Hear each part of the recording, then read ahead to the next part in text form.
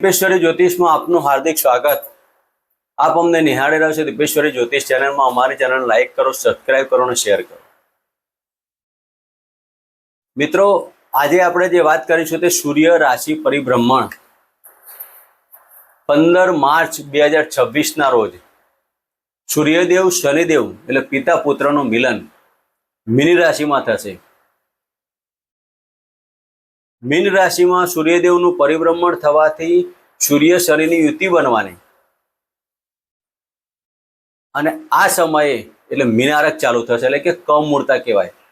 જ્યોતિષમાં મીનારક અને ધનારક એમ ધન રાશિમાં સૂર્ય આવે એટલે ધનારક થાય અને મીન રાશિમાં સૂર્ય આવે એટલે મીનારક, મીનારક એટલે કમૂરતા। આ સમયની અંદર કોઈ પણ શુભ કાર્યો કરી શકાય નહીં, એ જ્યોતિષના સિદ્ધાંત પ્રમાણે આપણે કહી શકાય। તો જ્યારે સૂર્યદેવ 15 માર્ચ 2026 સૂર્યદેવ મીન રાશિમાં પ્રવેશ કરશે, સૂર્યદેવ સરકાર, સૂર્ય સત્તા, સૂર્ય પિતા, સૂર્ય આત્માના કારક, સૂર્ય માન સન્માન પ્રતિષ્ઠાના કારક, સૂર્ય રોગ પ્રતિકારકના શરીરમાં રોગ પ્રતિકારક શક્તિના કારક। આ પ્રમાણે દરેક જગ્યાએ સૂર્ય એનર્જી છે મિત્રો। અને સૂર્યદેવ જ્યારે ગુરુદેવના ઘરમાં જતા હોય ત્યારે મીનારક ઉત્પન્ન થાય છે।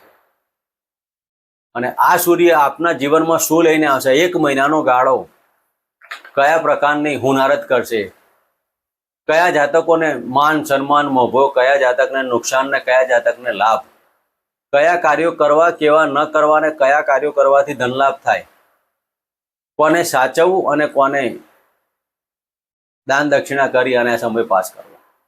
મિત્રો, આ દૈનિક આ સૂર્યનું રાશિ પરિભ્રમણની આજે ચર્ચા આપણે મેષ રાશિથી લઈને મીન રાશિના જાતકો સુધી કરીશું।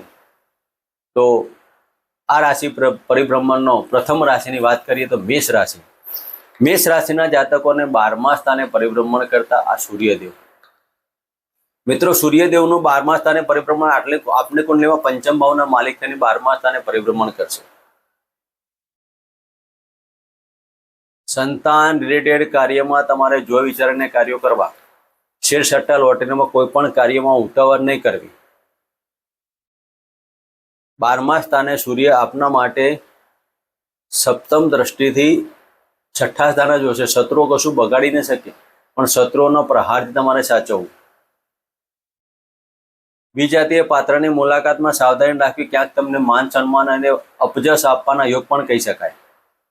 મેષ રાશિના જાતકોએ કોઈ પણ સરકારી કાર્યો અથવા તો કોઈકને તમે કોરા ચેક કે ચેક લખીને આપ્યો અને એ ચેકના સમય પૂરો થતા તમારા ઉપર કોઈ ક્રિમિનલ કે ફોજદારી કેસ દાખલ થાય તેની કાળજી લેવી। મેષ રાશિના જાતકોએ વાણી ઉપર સંયમ રાખવો, બોલવાથી તમારા દરેક સંબંધોમાં તકલીફો ઊભી થશે। કૌટુંબિક વાદ વિવાદોમાં ધ્યાન રાખવાનું, પેટને લગતા રોગોમાં કાળજી લેવી। મેષ રાશિના જાતકોએ આ સમયગાળા દરમિયાન ખૂબ જ સાવધાની રાખવી। તો મેષ રાશિના જાતકોએ સૌ પ્રથમ સૂર્યદેવની આરાધના ઉપાસના કરવી, પ્રતિદિન વહેલી સવારે ઓમ ગૃણી સૂર્યાય નમઃના મંત્ર કરવા, સાથે તાંબાના કળશમાં ઘઉં ભરી અને ગાયને દાન આપવું। આ કરવાથી તમારો આ સમય ધીરે ધીરે પસાર થશે। મિત્રો, વાત કરીશું વૃષભ રાશિને। વૃષભ રાશિના જાતકોને લાભસ્થાને પરિભ્રમણ કરતા સૂર્યદેવ, મિત્રો આપની કુંડલીમાં 4થા ભાવના માલિક થઈને લાભસ્થાને જાય એટલે અતિ વિશેષ સમય આપણો સારો કહી શકાય। નોકરીમાં ઉપલા અધિકારીઓનો સાથ ને સહકાર, મકાન સુખ વાહન સુખના કોઈ પણ કાર્યો કરવા તો કરી શકાય।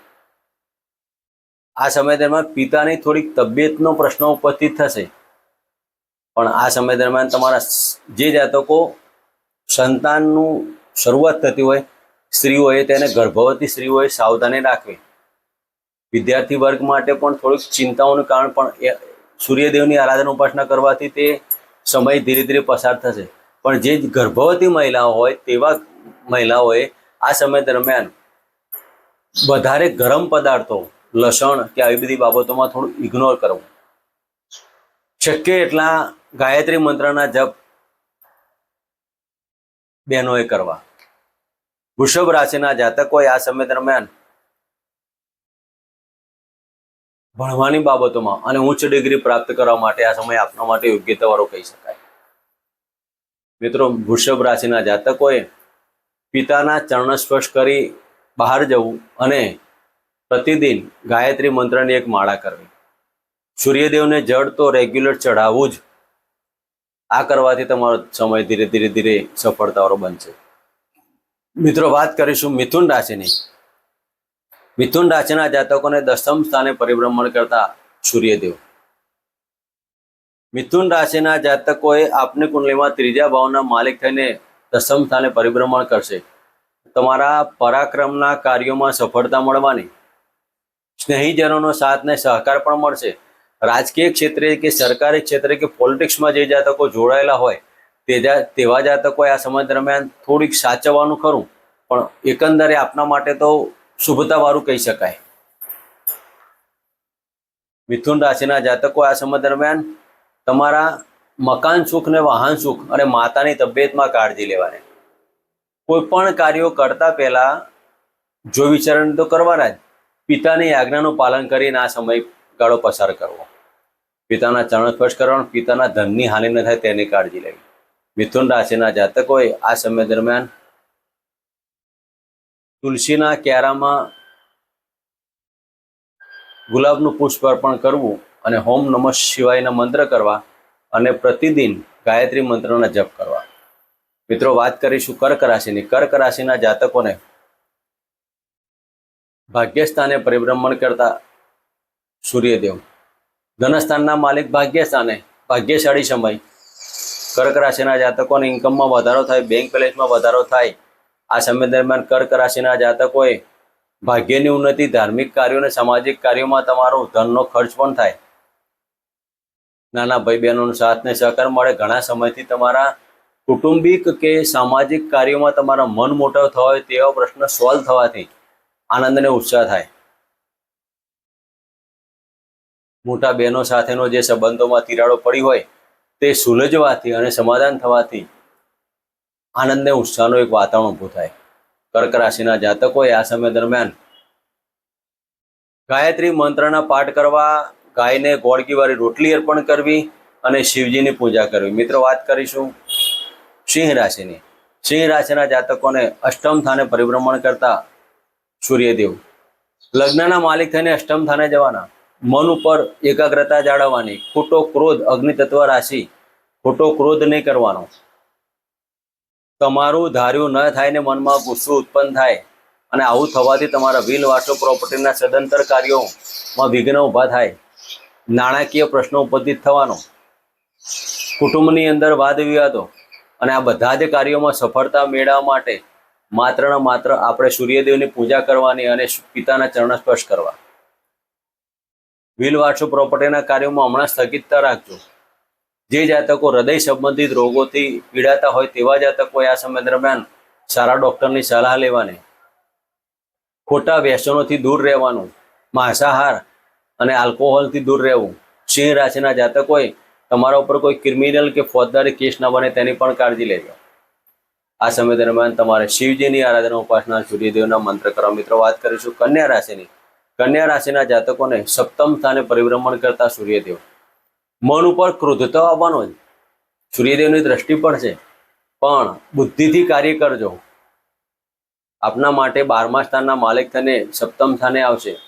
બહારના સંબંધો તમને તકલીફો કરશે. શત્રુઓ કશું બગાડી નહીં શકે, પણ પાર્ટનરશિપના ધંધામાં અને રાજકીય ક્ષેત્રમાં તમારે થોડેક વિઘ્નોથી તમારે પ્રહાર કરવો પડશે. કન્યા રાશિના જાતકોએ આ સમય દરમિયાન ગાયત્રી મંત્ર અને પ્રતિદિન તમારે ગાયને ગોળગીવાળી રોટલી અર્પણ કરી અને ગાયના પીઠ ઉપર હાથ ફેરવી અને આ સમયગાળો પસાર કરો. મિત્રો, વાત કરીશું તુલા રાશિની. તુલા રાશિના જાતકોને છઠ્ઠા સ્થાને પરિભ્રમણ કરતા આ સૂર્યદેવ. લાભસ્થાનના માલિક થઈને છઠ્ઠા સ્થાને સૂર્યદેવને અતિ વિશેષ સુફળ પ્રાપ્ત કરતા જોવા મળે છે. તો તુલા રાશિના જાતકોએ નોકરીની અંદર કાર્યતા સફળતાવાળી બનશે. ગુપ્ત શત્રુઓનો પ્રહાર હોવા છતાં તમારો શત્રુ કશું બગાડી નહીં શકે. તુલા રાશિના જાતકોએ આ સમય દરમિયાન મોટા ભાઈ બહેનોનો સાથ ને સહકાર મળશે. નાણાકીય બાબતો સફળતા, ઉચ્ચ ડિગ્રી પ્રાપ્ત કરવી કે સરકારી ક્ષેત્રમાં ઉચ્ચ પદવી પ્રાપ્ત કરવા માટે કોમ્પિટિશન એક્ઝામ માટે આ સમયગાળો આપના માટે સરસ છે. આમાં તમે કોમ્પિટિશનમાં સફળતાથી પાસ થઈ જશો. થોડી મહેનત કરો, સફળતા તમારા નજીકમાં જ છે. તુલા રાશિના જાતકોએ આ સમય દરમિયાન પિતાના ચરણ સ્પર્શ કરવા અને પ્રતિદિન સૂર્યદેવને જળઅર્પણ કરી અને વધેલું જળ તમારા મસ્તકે ધરાઈ અને આ સમયગાળો પસાર કરો. મિત્રો, વાત કરીશું વૃશ્ચિક રાશિની. વૃશ્ચિક રાશિના જાતકોને પંચમ સ્થાને પરિભ્રમણ કરતા સૂર્યદેવ. મિત્રો, વિદ્યાર્થી વર્ગને સાચવવાનું કહી શકાય, પણ પિતા પુત્રની બાબતોમાં મન મોટાવ થશે. 10મા સ્થાનના માલિક પંચમ સ્થાને જાય, પિતા પુત્રના વિચારોમાં એકાગ્રતા ના આવે. રાજકીય ક્ષેત્ર અને સરકારી ક્ષેત્રે જોડેલા જાતકોએ થોડુંક સાચવવાનું. સૂર્યદેવ કેન્દ્રના માલિક થઈને ત્રિકોણમાં જવાથી તમારા દરેક કાર્યોમાં સફળતા મળશે. પિતાની પ્રગતિ, પિતાના ધનના લાભ, રાજકીય ક્ષેત્રે સફળતા, આકસ્મિક ધન લાભ, તમારી દરેક બાબતોની ઈચ્છા પૂર્તિ થવાથી મનમાં આનંદની ઉત્સુકતા, શેર સટ્ટા લોટરીમાં લાભ. વૃશ્ચિક રાશિના જાતકોએ હનુમાનજીની આરાધના ઉપાસના કરવી અને સૂર્યદેવને જળઅર્પણ કરવું. મિત્રો, વાત કરીશું ધન રાશિની. ધન રાશિના જાતકોને ચતુર્થ સ્થાને પરિભ્રમણ કરતા સૂર્યદેવ. જે જાતકોને હૃદય સંબંધિત બાબતો હોય તેવા જાતકોએ સાચવવું. હાઈ બીપી, લો બીપી જેવા પ્રશ્નોથી તમે જે પીડાતા હોય તેવા જાતકોએ આ સમય દરમિયાન સાવધાની રાખવી. ધન રાશિના જાતકોએ રાજકીય ક્ષેત્રની પ્રજાના કાર્યોમાં સફળતા મળશે. આ સમય દરમિયાન આપની કુંડલીમાં ભાગ્યસ્થાનના માલિક થઈને ચતુર્થ સ્થાને જતા હોય તો ભાગ્યની ઉન્નતિ થાય. પણ દરેક કાર્યો તમારા ડીલે 3 દિવસનું કામ 13 દિવસ બાદ તમારા મનમાં આ ક્રોધિતતા આવવાની. ધન રાશિના જાતકોએ આ સમય દરમિયાન ગુરુદેવની આરાધના ઉપાસના કરવાની, સૂર્યદેવને જળઅર્પણ કરવું. શક્ય હોય તો સૂર્યનું યંત્ર ગળામાં લઈ અને આ સમયગાળો પસાર કરો. મિત્રો, વાત કરીશું મકર રાશિની. મકર રાશિના જાતકોને 3જા સ્થાને પરિભ્રમણ કરતા સૂર્યદેવ. મિત્રો, આપની કુંડલીમાં અષ્ટમ સ્થાનના માલિક થઈને 3જા સ્થાને પરિભ્રમણ કરશે તો આ સમય દરમિયાન તમારા સાહસમાં સિદ્ધિ પ્રાપ્ત થવાની. મન આત્માથી કરેલા કાર્યો દરેક સફળતાવાળા બનવાના. મકર રાશિના જાતકોએ આ સમયગાળો આપના માટે અતિ વિશેષ સાબિત થશે. ભાગ્યની ઉન્નતિ, આર્થિક પાસું મજબૂત, કાર્યમાં સફળતા, નોકરી ધંધાની અંદર પ્રગતિ, પાર્ટનરશિપના ધંધામાં સફળતા થશે. સંતાનથી લાભ ને સંતાનના કાર્યોથી લાભ. મકર રાશિના જાતકોએ આ સમય દરમિયાન તમારું માન સન્માન પ્રતિષ્ઠામાં વધારો થાય. મકર રાશિના જાતકોએ હોમ શમ શનિશ્ચરાય નમઃના મંત્ર કરવા અને હોમ ગૃણી સૂર્યાય નમઃના મંત્ર કરવા. રવિવારના દિવસે ઘઉં અને ગોળ ભેગા કરી ગાયને અર્પણ કરવા. મિત્રો, વાત કરીશું કુંભ રાશિની. કુંભ રાશિના જાતકોને ધનસ્થાને પરિભ્રમણ કરતા સૂર્યદેવ. સપ્તમ સ્થાનના માલિક થઈને ધનસ્થાને જાય તો કુટુંબની અંદર વાદ વિવાદ, કુટુંબમાં નાની મોટી બાબતો ઉપસ્થિત થાય. કુંભ રાશિના જાતકોએ આ સમય દરમિયાન વ્હીલ બાર્સ ઓફ પ્રોપર્ટીના કોઈ પણ કાર્યો કરવા તો હમણાં સ્થગિત કરવા. ખોટા ઉતાવળા નિર્ણયો લેવાથી ચિંતા ઉપસ્થિત થાય. પતિ પત્નીના સંબંધોમાં વાણીથી તમારો સંબંધ ના બગડે તેની કાળજી લેજો. આ સમય દરમિયાન કુંભ રાશિના જાતકોએ ગાયત્રી મંત્રના પાઠ કરવા અને પીપળાના ઝાડમાં પ્રતિદિન જળ અર્પણ કરવું અને હોમ શમ શનિચરાય નમઃનો મંત્ર કરવા. મિત્રો, વાત કરીશું મીન રાશિની. મીન રાશિના જાતકોને લગ્નમાંથી પરિભ્રમણ કરતા સૂર્યદેવ. મિત્રો, આપની કુંડલીમાં 6ઠ્ઠા સ્થાનના માલિક થઈને લગ્નમાં પરિભ્રમણ કરશે તો નોકરી ધંધા અને પેટને લગતા રોગોમાં સાચવવું. પતિ પત્ની વચ્ચે વાદ વિવાદ ન થાય તેની પણ કાળજી લેવી. તમારી પ્રતિષ્ઠા ભંગ ન થાય તેનું કાળજી લેજો. મીન રાશિના જાતકોએ તમારી પ્રતિષ્ઠા પર કાળજી લેવાની. પિતાની તબિયતનું ધ્યાન રાખો. પિતાના કારણે તમે ચિંતામાં આવશો તો મીન રાશિના જાતકોએ પિતાના ચરણ સ્પર્શ કરવા, ગાયત્રી મંત્રના જાપ કરવા અને ગાયને ગોળ ઘી રોટલી અર્પણ કરવી. મિત્રો, આ સૂર્ય રાશિ પરિભ્રમણ યોગ મેષ રાશિથી લઈને મીન રાશિના જાતકોએ આ પ્રમાણે પૂજા પાઠ કરો અને આપનો સમય સફળતાઓ પ્રાપ્ત કરો. ફરી મળીશું બીજો કોઈ વિડીયો લઈને આપણી સમક્ષ. આપ અમને રજા આપશો. જય માતાજી, જય શ્રી કૃષ્ણ.